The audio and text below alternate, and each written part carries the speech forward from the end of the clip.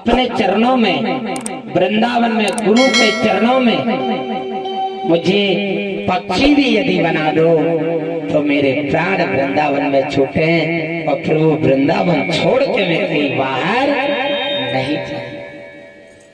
हर जीव की इच्छा होती है। आज की कथा परीक्षित से पूछा जाए, कल की कथा कहाँ तक हुई?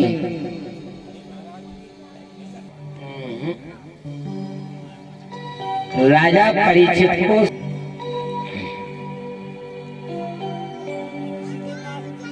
परीक्षित महाराज की कथा, परीक्षित को छोटी उम्र भगवान द्वारकाधीश ब्रजभूमि छोड़ करके परमधाम चले गए। कलयुग को 4 स्थान दिया। दोतम पानम श्रेयस्तूनम यत्रा धर्म चतुर्विधः। जहां जुआ चलता है वहां तेरा घर, जहां हत्यारे रहते हैं वहां, जहां विष्या रहती है वहां तेरा घर, कत्ल खाने में तेरा घर। ये 4 स्थान, मदरा में तेरा घर, 4 स्थान दिए। आखिरी स्थान क्या दिया? महाराज पहले हाथ जोड़ के खड़ा होगा। महाराज 4 स्थान तो बहुत बुरे हैं। क्यों? हे महाराज 4 कमरों में मेरा परिवार कुशल से नहीं रह पाएगा। मुझे एक कमरा अच्छा दे दो ना, जिसमें हमारा परिवार अच्छी तरह से रह सके।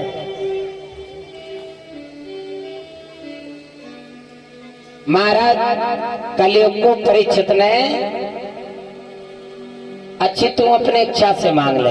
अच्छाई क्या है भाई? तेरे अंदर कुछ अच्छाई हो तभी तो तुझे मैं अच्छा कमरा दूं। कलयुग महाराज बोला, राजन हमारे अंदर एक अच्छाई है। कौन सी अच्छाई है? यत् फलम नास्ते तपसा, यत् फलम नास्ते तपसा न योगे न समाधिना। गुरु का गुणगान गाए भैया, मैं उस भक्त को डायरेक्ट परमात्मा से मिला देता, इसमें कोई संदेह नहीं। गोस्वामी तुलसीदास जी महाराज चौपाई लिख रहे हैं, कलयुग के बल नाम आधारा, समर समर नर रहे।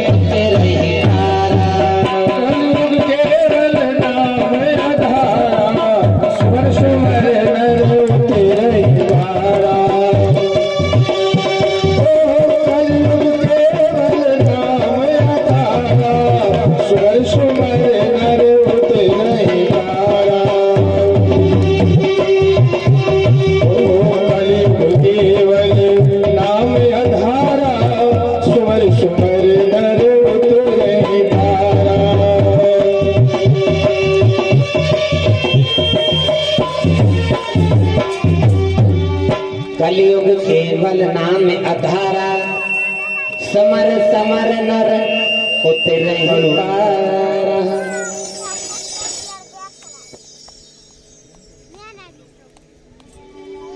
महाराज इस कलयुग में खाली गुरु के चरणों का गुणगान और परमात्मा की भक्ति इस कलयुग में श्रेष्ठ संकीर्तन परमात्मा का भगवान।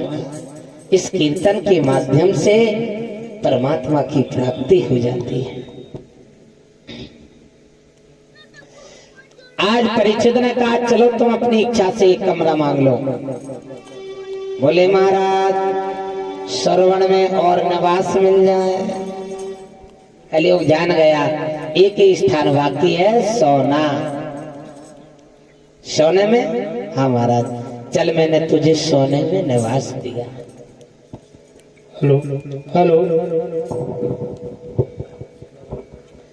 महाराज परीक्षित के मुकुट पर बैठ गए कलयुग जी। जान गए मौका है, चौका अच्छा मारो। हैं? परीक्षित के मुकुट पर महाराज कलयुग बैठ गए। लेकिन बताया गया है भागवत में, राजा परीक्षित जैसा राजा तो कोई था ही नहीं। बड़े धर्मात्मा राजा थे, जिनके राज्य में कोई संत, कोई भक्त, कोई पशु पक्षी, कोई भी जीव परेशान नहीं था।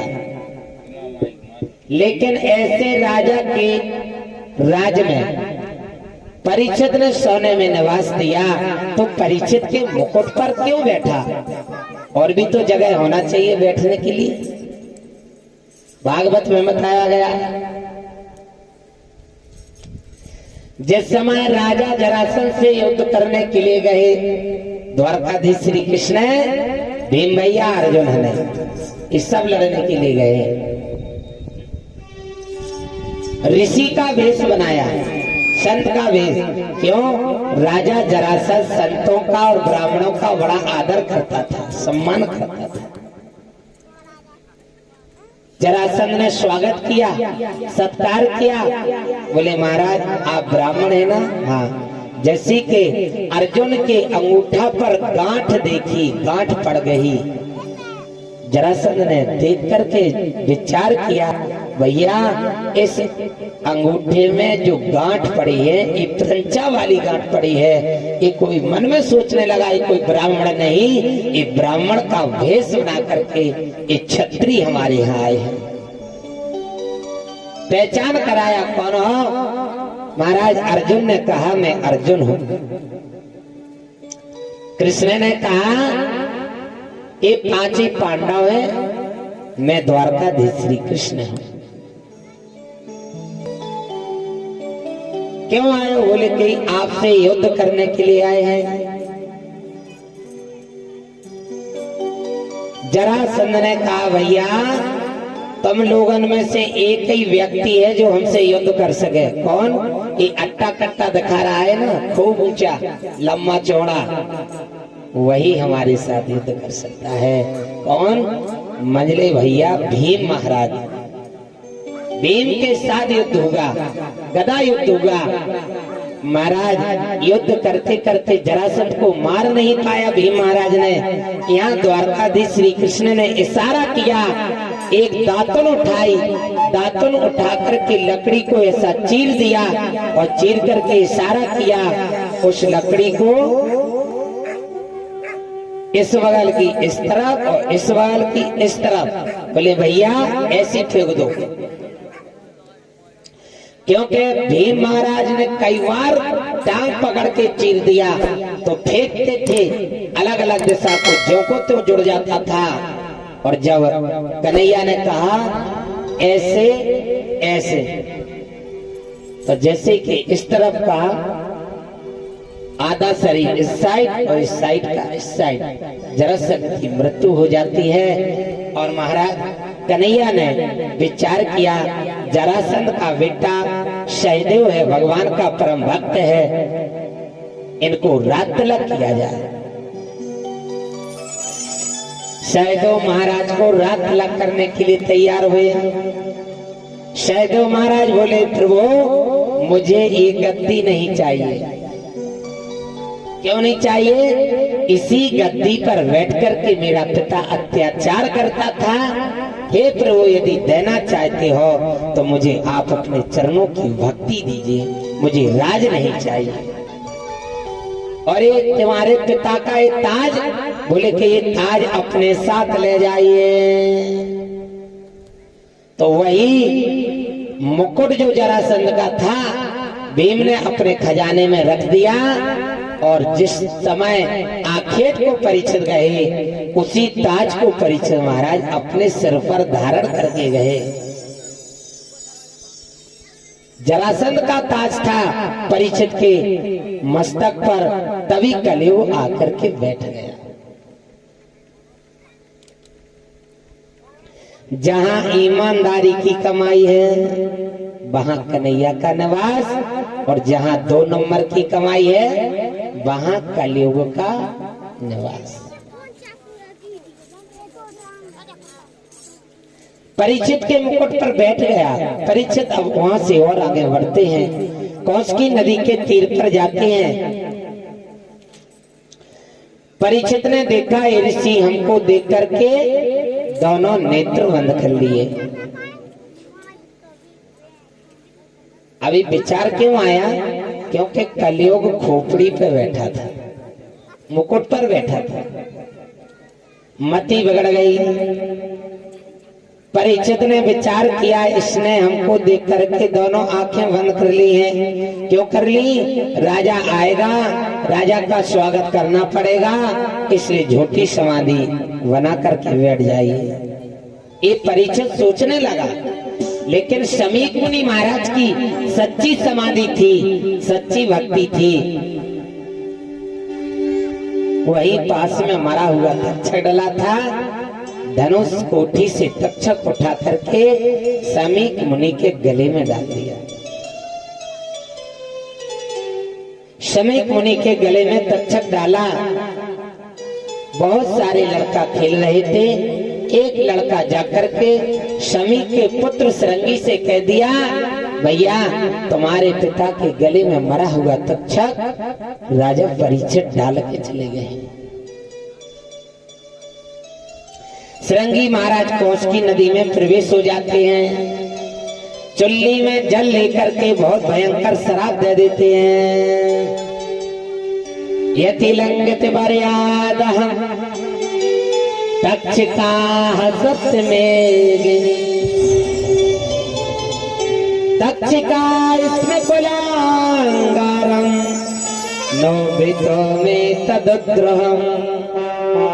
हे दुष्ट पापी, हे अत्याचारी, जितने इस कलयुग में राजा जन्मे हैं वे धन के मद में अंधे हो गए हैं। ऋषियों को नहीं पहचानते हैं और ना ब्राह्मण देवताओं को पहचानते हैं। जा मैं राजा तुझे शराप देता हूँ, जो तक्षक तूने हमारे पिता के गले में मरा हुआ तक्षक डाला है, उसी तक्षक के द्वारा तेरी 7वें दिन मृत्यु हो जाएगी। वही तक्षक 7वें दिन कटेगा। बहुत भयंकर शराप दे दिया। वही सरंगी शराब देकर के अपने पिता के पास आया। पिताजी के गले से मरा हुआ तक्षक अलग कर दिया और पिताजी से कहा, पिताजी उठो, अपनी समाधि से जागो। देखो, जिस राजा ने तुम्हारे गले में मरा हुआ तक्षक डाला था ना, मैंने उसको अभी जाकर के शराब दे दिया। ऋषि रो पड़े।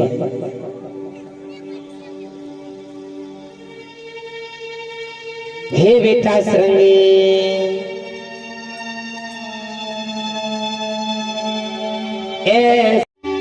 हे बेटा, तूने कुछ सोच नहीं किया? अरे सोच, गुड़ छोड़, तूने अब गुड़ लिया।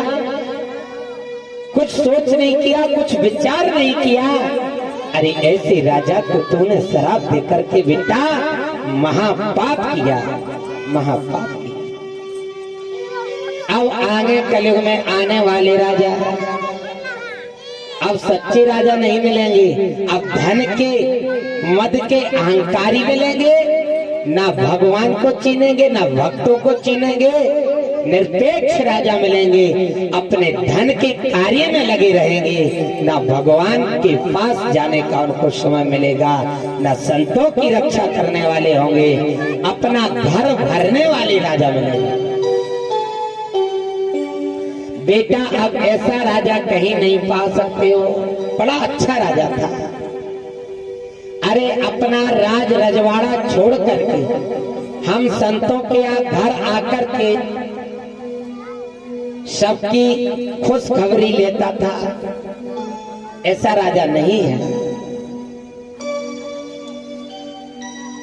बेटा गुड़ छोड़, अब गुड़ लिया, कुछ सोच नहीं किया, कुछ विचार नहीं किया। एक पिता का कर्तव्य है, यदि बेटा ज्यादा बिगड़ता है तो पिता का कर्तव्य है कि अपने बेटा को डांटे। और यदि पुत्र ने किसी अच्छे बड़े आदमी को पराजित किया तो पिता वो नहीं होना चाहिए, हाँ बेटा तूने अच्छा किया, साले को अच्छा पराजित कर दिया। अगर ये बड़प्पन दोगे ना तो आगे चल के वो बेटा बिगड़ जाएगा और जब बिगड़ जाएगा तो वो अपने आप को खो देगा। हर पिता का यही कर्तव्य है कि अपने बच्चों को डांटे। यदि आगे बिगड़ते हैं तो डांटना चाहिए। आज समीप मुनि महाराज अपने श्रृंगी को डांट रहे हैं, बेटा तूने अगर राजा ने मेरे गले में मरा हुआ तक्षक डाल दिया तो क्या होगा? और बेटा जो तूने शराब दे दिया, अब वो शराब वापस लौटने वाला नहीं, लेकिन राजा का कुछ कल्याण करने की कुछ विधि सोचने होगी।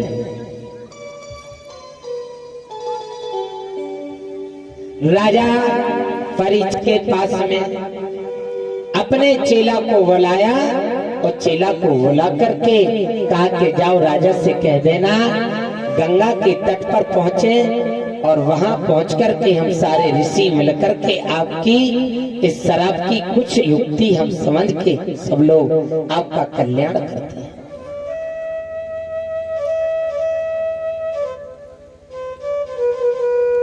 महाराज राजा परीक्षित के पास में चेला भेज दिया। महाराज ऐसी ऐसी बात है। महाराज परीक्षित ने तुरंत अपने बेटा जनमेज को बुलाया और जनमेज को राजपाट दिया, तिलक किया और राज महल छोड़ करके संतों के आश्रम पर जा रहे हैं, संत के आश्रम पर जा रहे हैं, ऋषि के आश्रम पर जा रहे हैं। हर राजा का कर्तव्य यही है कि ऋषियों के सानिध्य में जाएं, ऋषियों को अपने घर नहीं बुलाएं। अगर ऋषियों को घर बुलाओगे तो कल्याण नहीं होगा, और गुरु और ऋषियों के सानिध्य में जाओगे तो कल्याण हो सकता है।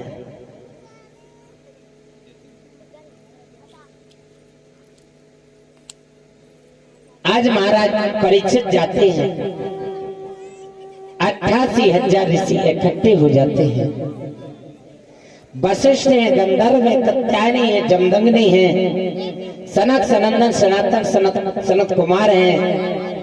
88,000 ऋषि आकर के परीक्षित के चारों तरफ बैठ जाते हैं। परीक्षित महाराज से कहा, राजन आप क्यों चिंता कर रहे हो? एवं कृष्णा सखा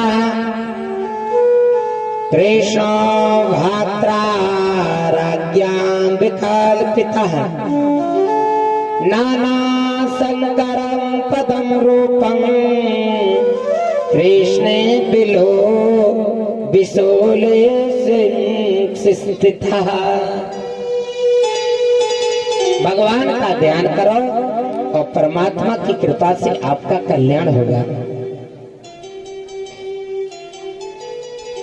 राजा परीक्षित ने ऋषियों से कहा, मणिये मानस से किन कर्तव्य, मरने वाले को क्या करना पड़ता है? जैसे कि इतना प्रश्न 88,000 ऋषियों से किया, उसी समय महाराज श्री सुखदेव जी महाराज प्रकट हो जाते हैं। बोले श्री सुखदेव जी महाराज की जय।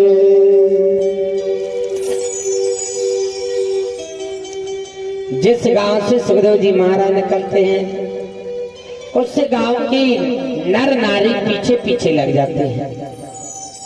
छोटे छोटे बच्चा पागल बाबा कह करके लुड़ियां मारने लगते हैं, पत्थर मारने लगते हैं। पागल बाबा है, पागल बाबा है।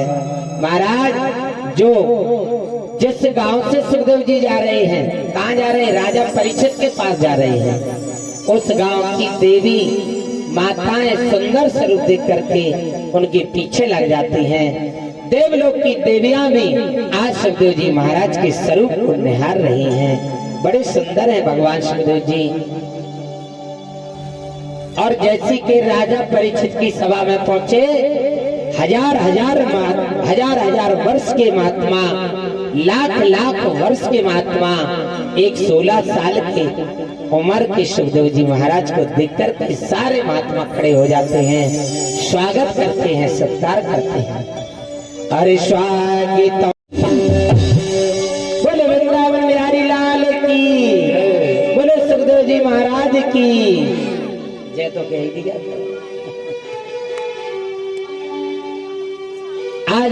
सुखदेव जी महाराज ऋषियों के बीच में प्रकट हो जाते हैं। तत्रा भवत भगवान व्यास पुत्र अलक्षलिंगो निजलावितुष्टः दीक्षिगामं मनुप्रपीक्षः प्रदक्षिवानै अवधूत भेषः। सुखदेव जी महाराज एकदम निर्विकार है, जिनके शरीर पर एक वस्त्र भी नहीं है, एकदम बिल्कुल परमहंस है, परमहंस परम ज्ञानी। लेकिन महाराज सुखदेव जी के तन पर कपड़ा नहीं, नीलाम वर्ण है। सूत जी महाराज शब्द शैली बता रहे हैं। तत्रा भवत भगवान व्यास पुत्र, व्यास जी के पुत्र महाराज। कौन के हैं? व्यास जी के पुत्र हैं। तत्रा भवत भगवान व्यास पुत्र अलक्षलिंगो निज लाभ तुष्ट। इनका स्वरूप बड़ा विचित्र है। अलक्षलिंगो निज लाभ तुष्ट वृदक्ष वानई अवधूत भेषा। मैया, ओ मैया बैठ जाओ, बैठ जाओ। एकदम बड़ा सुंदर स्वरूप है महाराज। जिनके घुंघराले बाल हैं, सुंदर केस हैं, घुंघराले बाल हैं, सुंदर नेत्र हैं, और जिनकी सुंदर सुंदर अलका बलियां हैं, हथेली सुंदर है महाराज। सब शैली बता रहे हैं। अष्टई दुई सुकुमार उपनीत। सूत जी कह रहे हैं अष्टई दुई। अष्टई दुई क्यों कहा? अष्टई दुई इसलिए कहा कि सुखदेव जी महाराज 16 साल के हैं जरूर, लेकिन 8 वर्ष के बच्चों जैसा स्वभाव है महाराज सुखदेव जी का। कै साल के बच्चों जैसा स्वभाव है महाराज? 8 वर्ष के बच्चों जैसा स्वभाव है सुखदेव जी में। 16 साल के हैं लेकिन 8 वर्ष के बच्चों जैसा स्वभाव है। क्यों? 16 साल की उम्र में सारे विकार प्रकट हो जाते हैं। काम, क्रोध, मोह, लोभ, अहंकार सारे प्रकट हो जाते हैं 16 साल की उम्र में। लेकिन सुखदेव जी के अंदर ये 6 विकार उनके वश में है और बच्चों जैसा स्वभाव हमारा सुखदेव जी का। अष्टई दुई सुकुमार उपनीत। कौन? व्यास जी के पुत्र महाराज। उन व्यास के पुत्र जिन्होंने धृतराष्ट्र, पांडु, विदुर इन तीनों को, अंबा, अंबिका, अंबालिका, इन तीनों रानियों के गर्भ स्थापित किए थे महाराज वेद व्यास ने। और उन्हीं व्यास जी के पुत्र श्री सुखदेव जी महाराज। अंबा, अंबिका, अंबालिका तीनों को गर्भवती किया था महाराज व्यास जी ने। क्यों? ये चित्रांगत विचित्र वीर के मनसा पाप के कारण ये दोनों खत्म हो गए थे। शांतनु के दोनों पुत्र चित्रांगत विचित्र वीर, अंबा, अंबिका, इनका विवाह चित्रवीर और विचित्र वीर के साथ हुआ था। अंबालिका थी भीष्म पिता से कहा हमारे साथ विवाह करो। पिताजी, पिता माने कहा हम तो बाल ब्रह्मचारी हैं, हमारी प्रतिज्ञा है कि हम जीवन भर शादी नहीं कराएंगे। उसने शराब दे दिया कि जाओ, मैं शराब देती हूँ कि तुम्हारी चाहे मुझे कितने भी जन्म पे जन्म क्यों नहीं लेना पड़े, लेकिन मैं ही तुम्हारी मौत का कारण बनूंगी। आगे चल के वो द्वापर युग में शिखंडी बनी, जिस शिखंडी की आड़ से अर्जुन महाराज ने पितामह को धराशाही कर दिया। इन्हीं व्यास के पुत्र श्री सुखदेव जी महाराज। और महाराज तीनों पत्नियों को गर्भवती किया, तीनों रानियों को, लेकिन इन तीनों से यदुवंश हुए। ये भागवत में कथा आती है। सुखदेव जी महाराज से आज परीक्षित महाराज कह रहे हैं गुरुदेव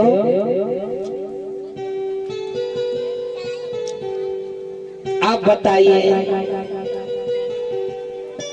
प्रणाम किया और सुखदेव जी महाराज को तिलक किया, पूजा वंदना करी और पाराशर महाराज अपने सिर के जटा से हवा कर रहे हैं कि हमारे बेटा को गर्मी लग रही है। नाती है ना, तो कहते हैं मोर से ज्यादा प्यारो का हो, मोर से ज्यादा प्यारो ब्याज है। तो भैया मोर से प्यारो है ब्याज, तो आज नाती की सेवा कर रहे हैं, हवा कर रहे हैं।